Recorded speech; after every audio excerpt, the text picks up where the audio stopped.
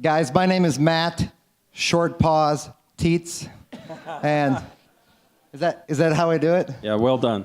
Okay, Matt Taets. I'm a regional sales manager with Rab Lighting, and I get the honor of introducing our panel today. I do want to make a couple announcements before we do. We have these sheets that have been distributed to the table while you guys were on the short break. We've got a little brief description of each of our panelists on these pages and a place for you to take notes. So if there's something in particular that one of them says during the panel discussion that strikes you as a golden nugget of information, you can take that note right by that person's name and remember who said it and refer to it later. So we've got a great panel here. You guys all know Vito from this morning. He's on our panel this afternoon, so we're looking forward to hearing more from him. We have Jill Oller from Graybar. And let me pull up my notes here so I don't forget anything. Jill started her career in the healthcare industry and has been in the electrical industry for 6 years now. So I'm really going to be interested to hear how these industries differ. She is a huge fantasy football fan and spends her time chasing a 6-year-old around. So looking forward to hearing from you, Jill. We also have Kathleen Watson here. Kathleen is with ABB. Her title is Discrete Automation and Motion Division, Channel Development. It's a long title. We got some long-titled people up here on the panel. If you look at their bios, this is going to be great. So Kathleen and I were talking earlier this week, and she really made a name for herself by going the extra mile. She would take product home on her kitchen table, learn about it, study it, build it, take it apart, and she'll tell us more about that as we go on here. And something interesting about her, she has traveled to Finland many times with the company also. So if anyone's interested in traveling to Finland, you can ask her about that. Last but not least, we have John Gerber with Wesco Distribution. He's the regional director of the Northeast Division. And John has also traveled all over the globe with his company. He's spent 4 years in China, 2 years in Budapest, Hungary, and looking forward to hearing your stories of your travel and your time up through the industry. John is also a triathlete and enjoys kayaking and swimming and running and Long walks on the beach. all that good stuff. So we're gonna turn it over to these guys, and guys, this is our chance to ask them questions. So I'm gonna be running around with a microphone. We've got Mark with the microphone over here. You guys have previously sent in questions that you might wanted to ask these guys. So don't be afraid or shy to stand up and ask your questions. I ask that when you do, announce yourself, your name and what company you're from, so our panelists have an idea who you are. If you want to mention your position, that might be helpful as well. And I'm going to kick things off for the panel here. Any one of you that wants to answer this, what characteristics do you look for when hiring a new employee? Sure, I'll take this one. First thing I look for is, integrity, right? It's minimum to play the game. And next is energy, right? I mean, are they motivated, right? Are they excited about being part of the company? And then the third thing I look for is do I think that all around they're going to be a good cultural fit? Do they fit well? But we used to call it the 4 E's. Can you execute? Do you have high level of energy? Are keys to success down the road. And when we look for new employees coming in, it's if you've got the right clay and they're a good cultural fit and they have energy and they're motivated and they want to learn and they want to grow, we can teach them about our industry. And we just talked a little bit about all the ways you can learn through EPIC and through boot camps and through internal trainings. And that's really the things we look for, Matt. Yeah, I would just add on to that. I think that's absolutely agree. I think the only other thing that I would add is being competitive. People that have played sports, people that have done things where there's a winner and a loser and they've had to come back. I'm looking for someone that has come back from that loss, that understands, that still has that drive to win and has that self-motivation, because being motivated externally sometimes isn't good enough. You're not always going to get that, quite frankly. You're not going to get that pat on the back. You're not going to get that, hey, it's okay. You have to have that self-motivation to keep going when you have those losses, because it's going to happen. Great point for you guys. Any questions? Kick things off. Who wants to be brave here in the audience and give us our first question?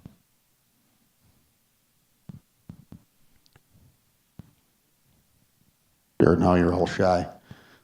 I'll jabber it on before we started, and now we can't get anybody to pick out a question. Come on, somebody's got to have something. Anybody? Yeah, Mark, over here. Looking at some of the feedback, the survey that Rhonda and your team got, what rose to the surface was more of a futuristic.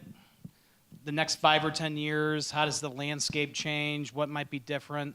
I'd love to hear the panel, just your thoughts, more on the immediate short range. Sure.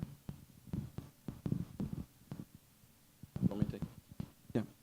One of the things that immediately comes to mind for me is our people and the need for people in this industry. And we've talked about it earlier in the conference, is how do we attract more people to our industry? And I think over the years, we're going to be looking for people to do things where the technology doesn't even exist yet at this point. We have no idea in 15 years what will be the technology.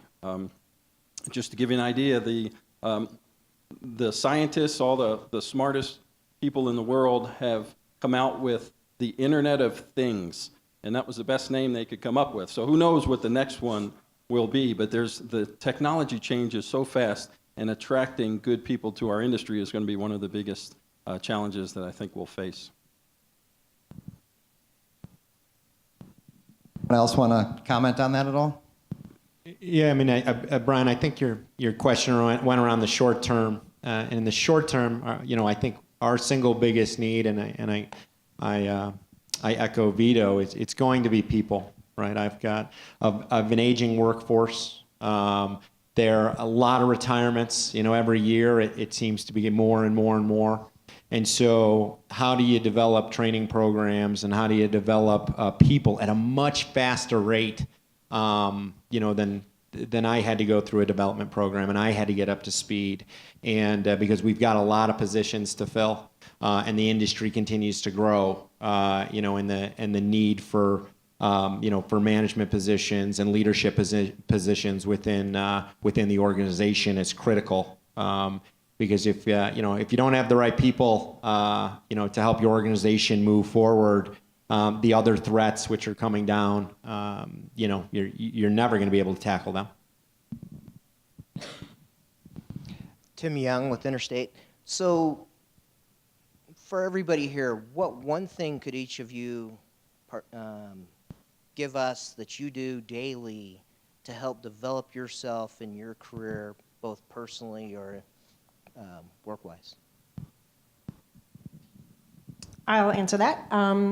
So I guess for me to start my day out, I really look at what I can stop doing that doesn't add value to the company or to my customers, and really look through my list of activities for the day. And I always try to keep myself at the 85% level 100% of the time, because I always need to be prepared for the interrupts that are going to be coming into my day. So I can't overwhelm my day, because there's always going to be something that's going to come about that I need to take care of, that's going to take priority for that day. I'm still working at 100%, 110%, but at that 85% capacity, because I need to be prepared for those interrupts that come in. I think one of the things that I do, I'm a big fan of being introspective. So I have a long commute. I always have, that's okay. So I use that time to kind of replay the day, because the day gets away from us, and then it turns into the next day, and we forget. And I kind of think about what I would have done differently in that day. Maybe something I would have said or something I wouldn't have said. Usually it's what I wouldn't have said to someone, or how I would have handled a situation a little different. And just trying to kind of replay that day, take that moment, take a breath. What would I have done if I had a second to think about it? and kind of learn from the day. One of the things that most of us probably face is prioritizing. If you're driven, if you're geared toward leadership, you tend to take on more than you can actually accomplish in a single day. So prioritizing and thinking about what is the one thing that would have the greatest impact on my company, on my career, if I did it now and I did it well. What is that one thing? And then go down, what is the second thing? And try to prioritize so that the most important things are getting done, because sometimes those aren't the easiest ones to get started. They may be a little more challenging, and you like to cross things off of your list, so you do the easy ones, and then you say, okay, I got to cross that one off my list. So I would say prioritizing and identifying which thing has the greatest impact at that moment. I think too, with adding on to that, if you have a list of priorities and you're not sure which one to tackle, ask your boss, ask your manager, ask the people that you're surrounding yourself with in your team, and just get their input and say, what is it you want me to focus on? There's no harm in asking that question to help you prioritize your activities. The first thing I do, I try to do every morning, is I get my exercise in, because I believe, being healthy, being alert, it's important to your long-term growth. It's important to your productivity. And if you don't get it in the morning, there's a million times I've rolled out and said, I'll do it after work. Well, you don't know when work's going to end sometimes, and you certainly And when I get to work, I try to do the hardest tasks first. Right, you're most alert, you're most productive, or I am in the mornings. I can't speak for everybody. I am. I start and then I slowly trickle down. And so, take care of the stuff you really don't want to do, but you got to do first. And then again at 7:38 in the morning, when everyone tends to roll in, that's when your day changes. So.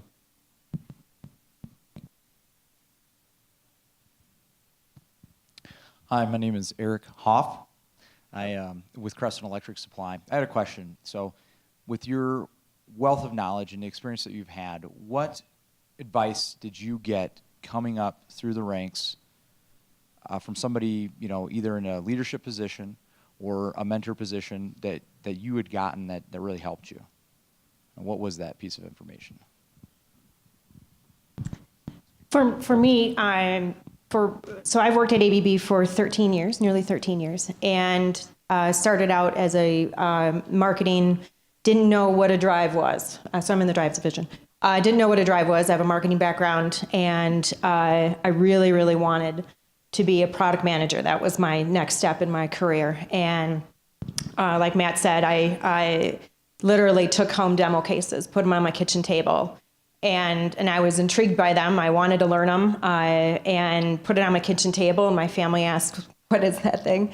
And I said, "I don't know. I'm trying to learn it." And I just was going the next step. And my mentor, my coach at that time, said, "Just do something that's going to get you to that next level. Do something out of the box. Do something that's going to maybe even make you feel uncomfortable. That's going to get you to that next step."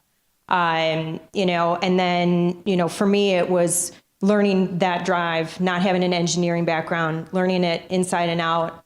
And eventually I became product manager for 6 of our product lines because I took the initiative and I stepped out of my comfort zone to learn something that I had no idea what was. And I think that was the biggest thing for me with that advice, was stepping out of your comfort zone and learning something new. I think for me, 2 things stick out. One was, whatever you're going to be good at it. So it didn't matter what job it was, what role it was, just work your hardest at it. And in every role is important. I think the other thing that I had a mentor share with me was, don't chase a job title. You'll get very disappointed. Chase exposure, chase experience. Raise your hand for projects. Ask to go to that meeting instead of some people just saying, "I'm going to go. I'll let you know what happened." Ask to go. Ask to get to the table. Instead of chasing that job and then suddenly being there, I've got the title. Doesn't always work real well. And there's a lot of disappointment, but just it'll happen organically if you put yourself in those right positions and learn. Just constantly be in a state of learning. one of the things that I look back on my career, and I remember the advice when I was entering the electrical industry that I was given, and they said two things. One was become a lifelong learner, that your entire life, always try to learn something new out of every experience, whether it's a success or a failure, or something that goes well or doesn't go well, and become genuinely interested in other people. So look at what's in it for them rather than what's in it for me. Because if you can build those relationships and you can develop people skills, you can always be trained to learn product skills and technical skills, but it's really difficult to get somebody trained in people skills unless you've started an early point. So that memory sticks with me, as become genuinely interested in other people. And as we talked earlier today about networking, one thing that I didn't mention that I usually do is a term called net weaving, and that is when you connect two people in your network together so that the two of them benefit and there's not necessarily anything in it for you. So that's net weaving, looking at what's in it for other people. Who do I know that I can connect with somebody else I can know to benefit from that? But for me, these, I think it was, I'm the person who's in charge of my career, right? And all of you, it's the same thing. So you're going to get a lot of mentors, you're going to get a lot of coaches, and you're going to get a lot of bosses. And they're all going to give you great advice, but it's up to you to kind of map out, what do you want out of life? And what makes you passionate, and where do you want to go, and what dreams do you need to follow, and you're the captain of that ship. And so it's I started in a training program, and it was a great training program, and they seemed to kind of map out your first 2 years, and then year 3 came, and I'm like, where's the map, right? Well, that's when the map became mine. And so I think that's important as you walk through your career. Know where your next step is, know where you want to be in 5 years, but know that you're the one who's in charge of getting there.